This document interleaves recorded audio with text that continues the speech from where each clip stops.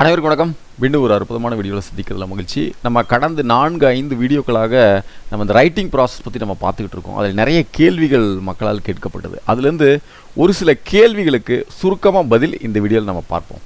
அதில் முதல் கேள்வி, நான் எந்த லாங்குவேஜில் எழுதுறது, தமிழ் எழுதுறதா இங்கிலீஷில் எழுதுறதா, இப்படி ஒரு கேள்வி. இது ஈஸியாக ஒரு பதில் சொல்லணும் அப்படின்னா நம்முடைய செல்ஃப் டாக் நீங்கள் கவனித்து பார்த்தீங்கன்னா ஒரு லாங்குவேஜில் உங்கள் மனசு உங்ககிட்ட பேசிக்கிட்டு இருக்கும். அது என்ன லாங்குவேஜ்னு கண்டுபிடிச்சி அதில் எழுதுங்க. இது மோஸ்ட்லி அவங்களோட தாய்மொழியாக தான் இருக்கும். இல்லை நான் இங்கிலீஷில் எழுதுறது எனக்கு பிடிச்சிருக்கு, நான் இங்கிலீஷில் எழுதலான்ட்டு இருக்கேன் அப்படின்னு சொன்னால் நிச்சயமாக எழுதலாம். அதனால் நம்மளுக்கு அந்த இங்கிலீஷ் லாங்குவேஜ், அந்த ரைட்டிங்ஸ் இது எல்லாமே இம்ப்ரூவ் ஆகும். அப்போது உங்களுக்கு எதில் தோணுதோ அதில் நீங்கள் எழுதிக்கலாம். But majority of the benefit எதில் கிடைக்கும் அப்படின்னு பார்த்தீங்கன்னா நமக்கு செல்ஃப் டாக் எதில் ஓடிட்டுருக்கோ அதில் எழுதும் பொழுது நம்மளுக்கு நிச்சயமாக முழு பலனை அனுபவிக்க முடியும்.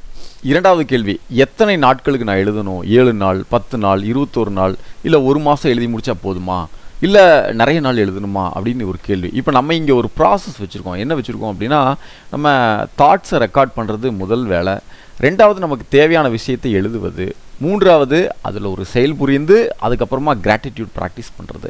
இப்படி ஒரு ப்ராசஸ் வச்சுருக்கோம். இப்போ தாட்ஸ் இல்லாமல் எத்தனை நாட்களுக்கு நம்ம இருக்க முடியும்னு நீங்கள் பாருங்கள். அப்போது எண்ணம் வந்து கொண்டே தான் இருக்கும். அத்தனையும் நம்ம ரெக்கார்ட் பண்ணும் பொழுது எந்த மாதிரி எண்ணங்கள் இருக்குது அப்படின்னு நம்மை நாம் ஆழமாக புரிந்து கொள்ள முடியும். அதில் எது தேவையோ அதில் நாம் செயல்பட்டு வாழ்க்கையில் மிகப்பெரிய வெற்றியை அடைய முடியும். இது என்றைக்குமே நீங்கள் எழுதி கொண்டே இருக்கலாம். எண்ணங்கள் எழுதலாம், உணர்வுகள் எழுதலாம், இல்லை உங்களுக்கு தேவையான விஷயங்கள் தேவை அப்படிங்கிறத எழுதலாம். எப்படி வேணாலும் இதை பயன்படுத்தலாம். அப்போது இது ஒரு ஹேபிட்டாக லைஃப் லாங் நீங்கள் பயன்படுத்தும் பொழுது தான் அரிய பல பலன்களை பார்க்க முடியும். மூன்றாவது கேள்வி, இதை எழுதுறதா இல்லை வரைகிறதா இல்லை கிறுக்கிறதா அப்படிங்கிற ஒரு கேள்வி. இப்போ ஒவ்வொருத்தருக்கும் ஒவ்வொரு ஸ்டைல் பிடிச்சிருக்கும். அந்த ஸ்டைலை நீங்கள் பண்ணலாம். இப்போ நான் என்னோடய டைரியை நீங்கள் பார்த்துருப்பீங்க. அதில் சில நேரங்களில் நான் ரவுண்டாக போட்டிருப்பேன், ஏதாவது நமக்கு புல்லட் பாயிண்ட்ஸ் மாதிரி எழுதியிருப்பேன். சில நேரங்களில் வரைஞ்சும் வச்சுருப்பேன், சில நேரங்களில் இங்கிலீஷில் எழுதியிருப்பேன், சில நேரங்களில் தமிழ் எழுதியிருப்பேன்.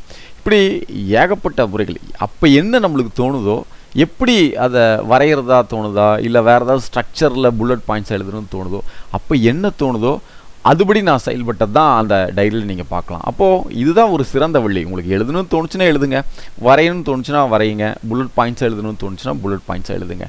எல்லாமே உங்களை பற்றி ஆழமாக புரிந்து கொள்வதற்கு இது உங்களுக்கு உபயோகமாக இருக்கும். எந்த முறையில் வேணாலும் நீங்கள் பண்ணலாம். அடுத்தது, நான் லேப்டாப் வச்சுருக்கேன் சார், நான் வந்து டைப் பண்ணிக்கிட்டுமா, இல்லை நான் வந்து கம்ப்யூட்டர் வச்சுருக்கேன் அதுலேயும் நான் டைப் பண்ணிக்கிட்டுமா, இல்லை மொபைல் ஆப்ஸ், ஜேர்னலிங் ஆப்ஸ் நிறையா இருக்குது அதை யூஸ் பண்ணட்டுமா அப்படின்னு நிறைய பேர் ஒரு கேள்வி கேட்குறாங்க. என்னை பொறுத்த வரைக்கும் நீங்கள் ஒரு நோட்டு, ஒரு புத்தகத்தை வைத்துக்கொண்டு எழுதுவதுங்கிறது மிக மிக சிறந்தது. அப்படி இல்லாமல் நீங்கள் லேப்டாப்போ வேறு ஏதாவது ஐபேட் மாதிரி வச்சுருந்தீங்கன்னா அதுலேயும் பென்சில் இருக்கும், பென் இருக்கும். நீங்கள் அதை யூஸ் பண்ணி எழுதுறதா இருந்தால் அது மிகச்சிறந்த ஒரு விஷயம். குறிப்பாக சொல்லப்போனால் நோட் புக், ஒரு டைரி வச்சு எழுதுங்க. அந்த ஸ்க்ரீனை முழுவதுமாக குறைத்து விடுவது நல்ல பலனை கொடுக்கும். 5வது கேள்வி, நான் எழுதுறதுக்கு ஆரம்பிச்சேன்னா ஒரு 2-3 நாள் எழுதுகிறேன், ஒரு கன்சிஸ்டண்ட்டாக எழுதுறதில்ல, ஒரு வாரம் 10 நாள் எழுதுகிறேன், ஒரு லாங் ரன்னுக்கு நான் எழுதுறதில்ல, நான் எப்படி இதை வந்து ஹேபிட்டாக கொண்டு வரதுன்னு ஒரு கேள்வி. இது நிறைய பேருக்கு இருக்கக்கூடிய சேலஞ்சு தான். இப்போ எனக்கு இது தேவை அதனால் நான் இதை எழுதுகிறேன் அப்படிங்கிற அந்த பெர்செப்ஷன் எல்லாத்தையும் விட்டுட்டு, அந்த ஒரு ஐடியாலஜி விட்டுட்டு, நான் தெரிஞ்சுக்கணும், எனக்குள்ளே நான் ஏன் ப்ராக்ரஸ் ஆக மாட்டேங்கிறேன், நான் ஏன் முன்னேற மாட்டேங்கிறேன், எனக்கு என்ன பிளாக்ஸ் இருக்குது, நான் எப்படி நான் வந்து முழுமையாக புரிந்து கொள்வது அப்படின்னா இது ஒரு வழியாக பயன்படுத்துறது. அப்போது இதை வந்து நீங்கள் சாலிடாக உங்களுடைய எண்ணங்களையும் உணர்வுகளையும் நம்ம ரெக்கார்ட் பண்ணும் பொழுது நம்ம புரிஞ்சுக்குவோம் இல்லையா, அப்போ வந்து இந்த ஹேபிட்டு இதெல்லாமே உங்களுக்கு ஒரு பிடிச்சி போயிடும், அதை நீங்கள் பண்ணுவீங்க. இன்னொரு சிம்பிளாக சொல்லப்போனால் எந்த ஒரு ஹேபிட்டையும் நீங்கள் ஒரு 90 நாளைக்காவது பண்ணணும் அப்படிங்கிறாங்க. இன்னொன்று, இது ஒரு 10 நிமிஷத்துலேருந்து ஆரம்பிங்க. இது 1 மணி நேரம் உட்காந்து அனலைஸ் பண்ணி எழுதுகிற அந்த பழக்கம் இனிஷியல்லே வேண்டாம். ஃபஸ்ட்டு ஒரு 10 நிமிஷம் பண்ணுங்கள், ஒரு 4-5 விஷயத்தை ரெக்கார்ட் பண்ணுங்கள். அதுக்கப்புறமா வேற ஒரு டைம்ல இன்னும் ஒரு 4-5 விஷயத்தை ரெக்கார்ட் பண்ணுங்கள். அப்படி தினமும் ஒரு 10 நிமிஷம்னு ஒரு 10-20 நாளைக்கு பண்ணுங்கள். அதுக்கப்புறமா ஒரு 1/4 மணி நேரம், அதுக்கப்புறம் ஒரு அரை மணி நேரமாக அதை இம்ப்ரூவ் பண்ணிட்டீங்கன்னா உங்களுக்கு என்றைக்குமே அந்த ஹேபிட் வந்து ஸ்டிக் ஆயிரும். இல்லை ஒரே நாளில் உட்காந்து 1 மணி நேரம் எழுதிட்டு அப்புறம் 2 நாள் கழித்து அது சுத்தமாக தொடாமல் இருக்கிறதுக்கு நீங்கள் 10 நிமிஷம் எழுதினாலும் பரவாயில்ல, அதை தொடர்ந்து செய்து வந்தீங்கன்னா இது ஒரு ஹேபிட்டாக மாறிடும். இதுதான் உங்களுக்கு பலனையும் கொடுக்கும். அப்புறம் காலையில் முடியல சார், நான் எந்திரிச்சு அறக்க பறக்க வேறு வேலை செய்கிறேன், எந்த டைமில் வேணால் எழுதலாமா அப்படின்னா நிச்சயமாக எந்த டைமில் வேணால் எழுதலாம். இப்போது நிறையா ஆஃபீஸில் நிறைய கார்பரேஷனில் ஒர்க் பண்ணுறவங்களுக்கு தெரியும், அவங்களுக்குன்னு தனியாக ஒரு நோட் புக் கொடுத்துருப்பாங்க, ஒரு பெரிய டைரி மாதிரி கொடுத்துருப்பாங்க. அதில் அவங்க போய் உட்கார்ந்த உடனேயே இன்றைக்கி என்ன வேலை செய்யணும் அப்படின்னு அந்த பிளான் பண்ணுறதுக்கு தான் அந்த டைரி இருக்கும். அதை நான் நிறைய எழுதியிருக்கேன். அப்போது அப்போவே என்னென்னா எனக்கு இந்த வேலை செய்யணும்னு தோணுது அப்படின்னு சொல்லிட்டு நம்ம எண்ணங்களையும் சேர்த்து அதில் ரெக்கார்ட் பண்ணிடுவோம். அப்போது நீங்கள் எந்த டைமில் வேணால் எழுதலாம். நீங்கள் ஆஃபீஸில் போகிறீங்கன்னா ஆஃபீஸில் ஒரு 5 மினிட்ஸ் உங்களுக்கு டைம் கிடைக்குதுன்னா ஆஃபீஸில் உட்காந்து செய்யலாம், வீட்டில் செய்யலாம். எந்த டைமில் உங்களுக்கு பிரேக் கிடைக்குது அந்த பிரேக்கை ஒரு யூஸ்ஃபுல்லாக பயன்படுத்திக்கிறதுக்கு இந்த வேலை செய்யலாம். இல்லை நான் எனக்கு ஒரு ஃப்ரீ டைம் கிடையாது, நான் ட்ராவல் பண்ணிகிட்ருக்கேன், ட்ரெயினில் போகிறேன் இல்லை பஸ்ஸில் போகிறேன், அந்த மாதிரி டைமில் இருக்கேன்னு சொன்னால் அந்த மாதிரி டைமில் கூட நீங்கள் எழுத ஆரம்பிக்கலாம். பட் அது உங்களுக்கு கம்ஃபர்டபுளாக அப்படிங்கிறது மட்டும் நீங்கள் பார்த்துக்கலாம். அப்போது எந்த டைமில் வேணாலும் எழுதலாம். பட் இந்த எழுதுகிற ஹேபிட்டை ஜஸ்ட் ஒரு நாளைக்கு காலையிலையும் இரவு படுக்கும் முன் இந்த 2 வேளையிலையாவது நம்ம ரிப்பீட்டடாக இதை செய்து வர வேண்டும். அப்புறம் இடையில எப்போ வேணாலும் நீங்கள் எழுதிக்கலாம். இந்த 2 நேரங்களில் மட்டும் தவறாமல் எழுதும் பழக்கம் இருந்தால் அதுவே மிகச்சிறந்த பலனை கொடுக்கும். அப்புறம் எல்லாத்தையும் என்ன தோணுதோ அது எல்லாத்தையும் எழுத சொல்கிறீங்க சார், அப்படி என்னால் எழுத முடியல, இதெல்லாம் எழுதலாமா, மற்றவங்க பார்த்தா என்ன நினைப்பாங்க அப்படிங்கிற ஒரு ஃபீல் இருக்குது, நான் மைண்ட்லேயே அதை ஃபில்டர் பண்ணிக்கிறேன், இதெல்லாம் எழுதக்கூடாது அப்படின்னு, பர்ஃபெக்டாக எழுதணும்னு நான் நினைக்கிறேன் அப்படின்னு சில பேர் இருக்கீங்க. இப்போது உங்களுக்கு ஒரு விஷயம் என்னென்னா, இங்கே நம்மக்கிட்ட என்ன இருக்குது அப்படின்னு நம்ம தெரிந்து கொள்வதற்கு நம்ம ரெக்கார்ட் பண்ணி தான் ஆகணும். அப்போ எந்த விதமான ஃபில்டர் இல்லாமல் என்னென்ன நோட்டிஃபிகேஷன் வருதோ அதை அப்படியே நீங்கள் ரெக்கார்ட் பண்ணுங்கள்.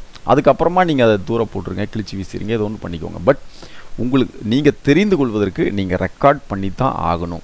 இன்னொரு முக்கியமான விஷயம், இப்போ நம்ம எழுதி வச்சாதான் மற்றவங்களுக்கு தெரியுமா நம்ம எண்ணங்கள் அப்படின்னா நிச்சயமாக கிடையாது. நம்ம வாழும் வாழ்க்கை முறையில் அது தெரிந்து கொள்ள முடியும். இப்போ ஒருத்தர் ஏழ்மையில் இருக்கார், ரொம்ப கவலையில் இருக்கார் அப்படின்னா அவருடைய வாழ்க்கை முறை, அவருடைய ஆளை பார்த்தாலே நம்ம கண்டுபிடிச்சிடலாம். அந்த நிலைக்கு அவரது எண்ணங்கள் தான் காரணம் அப்படிங்கிறத நம்ம ஈஸியாக ஐடென்டிஃபை பண்ணிடலாம். அப்போ எந்த மாதிரி எண்ணங்கள் இருக்கிறதோ அது நீங்கள் வெளியில் சொன்னாலும் சொல்லாட்டியும் அது வாழ்வியல் முறையில் தெரிந்துவிடும். அப்போ இதை நீங்கள் மறைச்சி வச்சு எந்த பிரயோஜனம் கிடையாது. நீங்கள் ஜஸ்ட் எடுத்து வெளியில் விட்டீங்கனாலே இது வரும் போகும், இது நார்மல் தான், இது பெரிய விஷயம் இல்லை அப்படிங்கிறது நீங்கள் ஒரு புரிதலுக்கு வந்துடுவீங்க. அப்போ எந்த இடத்துல பிளாக்ஸ் இருக்குது அப்படிங்கிறத நம்ம ஐடென்டிஃபை பண்ணலாம். அப்போ எந்த விதமான ஃபில்டரும் தேவையில்லை, ஜஸ்ட் நீங்கள் எழுதுங்க. அப்போ இன்னொரு கேள்வி என்ன அப்படின்னா, சார் நான் 1-1.5 வருஷம் கிராட்டிடியூட் ப்ராக்டிஸ் பண்ணுறேன், நான் கிராட்டிடியூட் ப்ராக்டிஸ்க்குன்னு நான் தனியாக பே பண்ணி இந்த கோர்ஸ் எல்லாம் கற்றுக்கிட்டேன், நிறைய வீடியோ பார்த்து நான் எழுதி கொண்டிருக்கேன், எந்த விதமான ரிசல்ட்டும் வரல அப்படிங்கிற இன்னொரு கேள்வி இருக்குது. இப்போ நம்மளுக்கு ஒரே ஒரு சின்ன விஷயந்தான். இப்போ ஒரு விஷயத்தை தொடர்ந்து ஒரு 10 நாள் 20 நாள் பண்ணாலே, முழுமையான ஈடுபாட்டோடு செய்து வந்தாலே மிகப்பெரிய ரிசல்ட் நம்ம பார்க்க முடியும். அப்போ ஒரு வருஷம் 1.5 வருஷம் நம்ம ஒரு பயிற்சியை தொடர்ந்து செய்து வரோம் அப்படின்னா அங்கே கன்சிஸ்டன்சி இருக்குது. அந்த பயிற்சி முழுமையாக நம்ம செய்கிறோமா அப்படிங்கிறது நீங்கள் பாருங்கள். இப்போ ஒரு வாரம் நீங்கள் அந்த கிராட்டிடியூட் ப்ராக்டிஸ் ஒரு வாரத்தை நீங்கள் மிகச்சரியாக பயன்படுத்தி கொண்டாலே உங்களுடைய பார்வை, உங்களுடைய புரிதல் எல்லாமே வேறு வகையான ஒரு புரிதலை உங்களுக்கு ஏற்படுத்தி கொடுக்கும். இதை நீங்கள் ஷார்ப்பாக பண்ணிக்கணும் அப்படின்னு சொன்னால் free course gratitude practice, writing practice எல்லாமே சேர்ந்து ஃப்ரீ கோர்ஸ் ஒன்று ஆல்ரெடி நம்ம பப்ளிஷ் பண்ணியிருக்கோம்.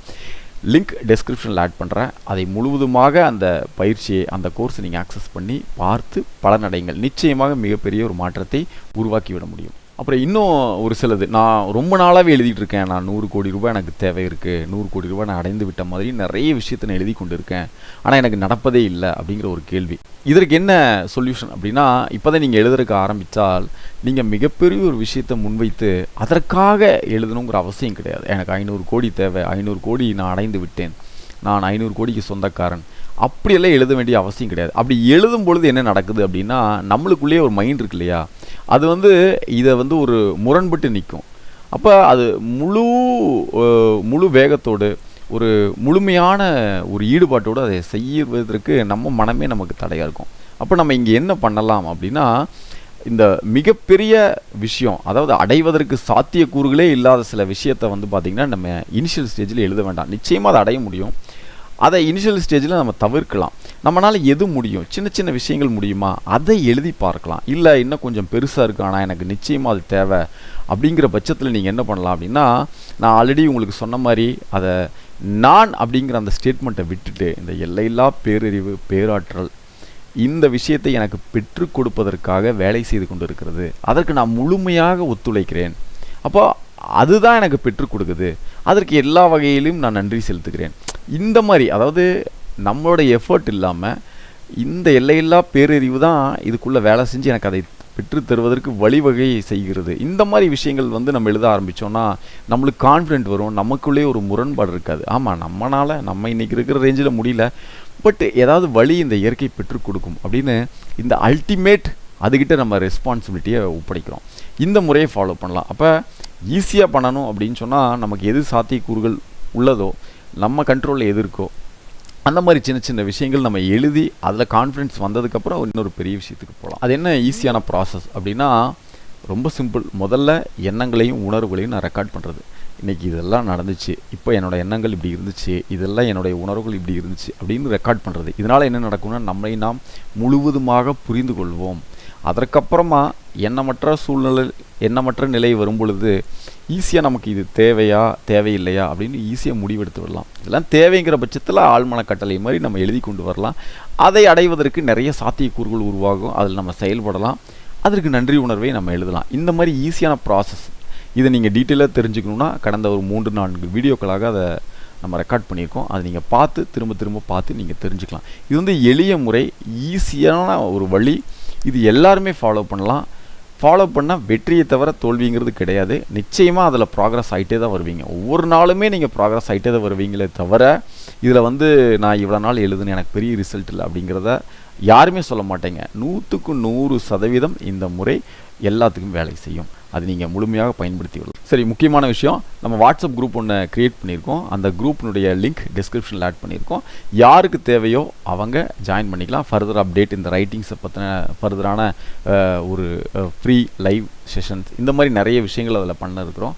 நீங்களும் அதில் பயன்பெறணும் அப்படின்னு சொன்னால் அந்த லிங்க்கை கிளிக் பண்ணி குரூப்பில் ஜாயின் பண்ணுங்கள். மீண்டும் இன்னொரு அற்புதமான வீடியோவில் கூடிய சீக்கிரம் உங்களை சந்திக்கிறேன். அதுவரை நன்றி.